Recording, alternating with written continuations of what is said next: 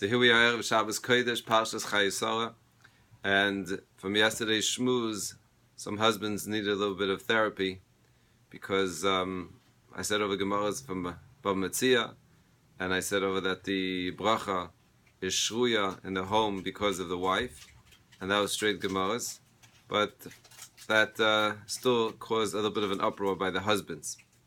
But we try to say the emes. Of course, the Rambam says that the wife has to look at the husband like a king, and the husband has to look at his wife like a queen. But yes, it does say. I once heard this from Shmuel Kamenetsky, Shlita. He actually, when he sits down with a chassan, saw this. He points out to him that in the ksuba itself. So of course it speaks about the money and everything else, but it also says Ana eflach ve'oikir, and it's kedai very much for a chassan to know what he's signing to. Ana eflach means I'm going to work. Oikir means I'm going to respect. I'm going to show kavod. And the Gemara says that a person has to love his wife, and he has to be mechabda yoiser migufay. That means when it comes to kavod, it's even more than the love that he has to have for his wife, the respect, the cherishing of the wife. But I want to share with you why I think this is also the challenge of why it's so difficult maybe for husbands to accept this. Is another Gemara, Maseches Baba Basra, Daf Tesvav Amud Beis. The Gemara says the following. It connects to the minhag of this Shabbos that many of our brothers and sisters are going to be by Maras Machpelah, commemorating the sale, the purchase of Maras Machpelah by Avram Avinu from Ephron, which is still contested until today. So the Gemara says in Tesvav, Vayeh Yom Vayvo Bnei Elokim Lisyatzav Al Hashem. The Satan comes to the Rebbeinu Shalom, and Hashem says to the Satan, "Where are you coming from?" The Satan says, Rebbeinu Shalom, Shati b'cholam, I'm floating through the world. V'lo motzasi neman ka'avdecha Avram. I never found someone more trustworthy than Avram, your servant. Shamarta, you told him, Kumi sadech ba'os or kol rochba. You said, go. The whole land is yours. Kilechai tenena. V'afil achi b'shosh l'motza mokum dikvosah. But nevertheless, even when he couldn't find a little plot to bury Sarah, and he had to spend 400 shekel kesef, he didn't complain, didn't say what's going on. This is the statement that the Satan said to the Rebbeinu Shalom. And then the Rebbeinu Shalom continues and sends him over to Eov. So everyone asks him, Mephoshim say, what do you mean? This shows the amazing godless of Avram Avinu. That's what the Satan was so impressed. He just finished the Akedas Yitzchak. And now he's buying a plot, okay, and he has to take care of the burial site of his wife, Sarah, and it's not a difficult time. But this is no matzasi even neman l'kavram avinu. So the answer is that there are times where a person could be in an incredible test. And when a person's in an incredible test, and it takes a lot of energy and a lot of really courage and stepping up to the plate, but it's something that I could see. It's out of the ordinary. But then when a person's in the mundane life, in the everyday life, his wife says something. Something happens at work. This happens on the way to shul. This happened when he came to shul. The guy was sitting in his seat. Suddenly we forget that every little step is also a cheshbon. The chiddush of Avraham Avinu is that even something that was so pashut, so mundane, something that Be'etzim was so simple, at that point Avraham Avinu should have said, I'm the tzaddik of the door. I went to the Akedas Yitzchak. There is no one like me. Taka, he should feel that way. Wow.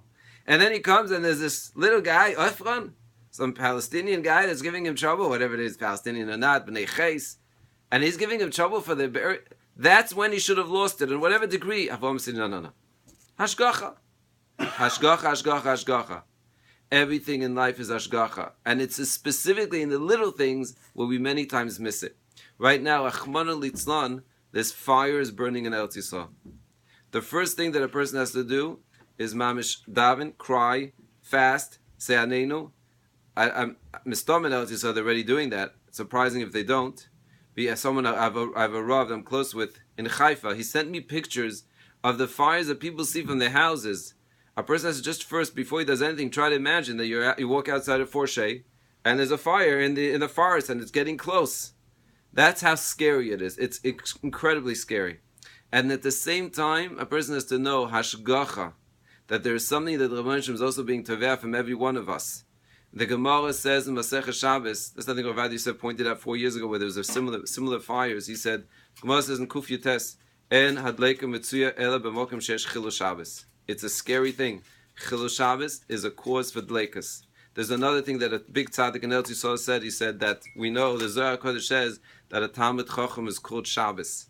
If we want to do, the Rabban Shem says, don't take anything as a mikra, as an accident. If you want to first of all do tshuva, besides crying to the Rabban Shem, it's two things that we could be mischazik: Shmira Shabbos, being mechazik others in Shabbos, and respect for Talmidei Chachamim. The famous story of the Baal Shem Tov. The Baal Shem Tov once saw Pasha the Yid that he was close to being mechal Shabbos. Anyway, the Baal Shem Tov understood this concept so to the T that he said it can't be that the Rabban Shem even showed me something of Chilul Shabbos. What did I do? And he was trying to look. Obviously, he looked. He wasn't being mechal Shabbos in any way. Finally, he realized that he was mishtamish b'Talmid Chacham. He used the Talmid Chacham to help him with something, and since the Talmid Chacham is called Shabbos, that was already a Chilul Shabbos.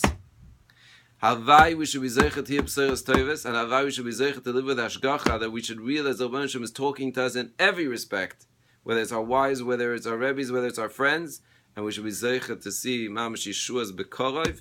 It says that Bas Mea ke Bas Esrim, such a beautiful chapter from Druk Zatzal. He said Bas Mea ke Bas Esrim could refer to also the Tehillim. The Tehillim Kuf is Mizmor L'Seida, should be like the Mizmor 20, which is Chaf, which is Namnatzech, where it speaks about Yan Hashem B'Yom Tzara, that the same way we call out when we cry from Tzara, we should be thanking the Rebbeinu Shem every single day for all the tzaras that don't happen and for all the good that we have in our lives. And every little hashgacha is really a present that the Rebbeinu Shem gives us. A good Shabbos.